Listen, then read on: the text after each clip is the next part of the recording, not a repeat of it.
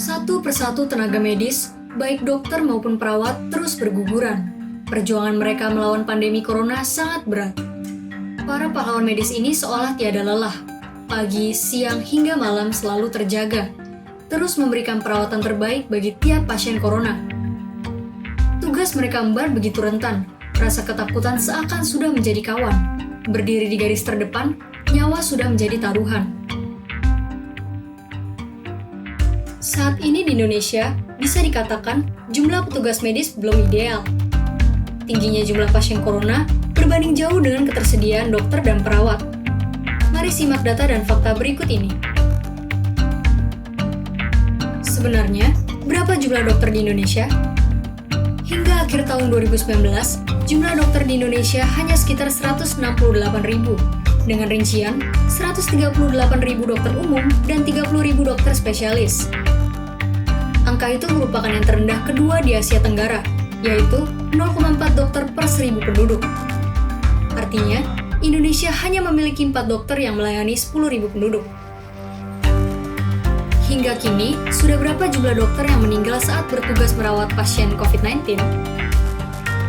Ikatan Dokter Indonesia atau IDI mencatat, hingga 24 September 2020, sebanyak 115 dokter meninggal dunia selama pandemi COVID-19. Kematian dokter yang saat ini mencapai 115 dokter, dengan asumsi satu dokter melayani 2.500, maka 300.000 rakyat Indonesia akan kehilangan pelayanan dokter. Bagaimana dengan jumlah perawat di Indonesia? Persatuan Perawat Nasional Indonesia atau PPNI mencatat, pada tahun 2020, jumlah perawat di Indonesia mencapai 1 juta orang.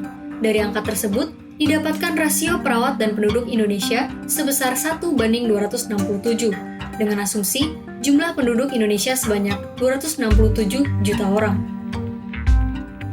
Apakah sejauh ini sudah ada perawat yang meninggal dalam bertugas merawat pasien corona? Ketua PPNI, Harif Fadillah mengungkapkan, sebanyak 85 perawat yang tersebar di seluruh wilayah Indonesia gugur selama masa pandemi COVID-19.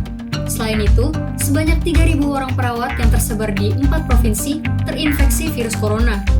Keempat provinsi itu adalah DKI Jakarta 1.629, Jawa Timur 848, Sulawesi Selatan 350, dan Bali 156. Maka dari itu, sebanyak 3.000 orang perawat itu kini belum bisa memberikan pelayanan kesehatan kembali.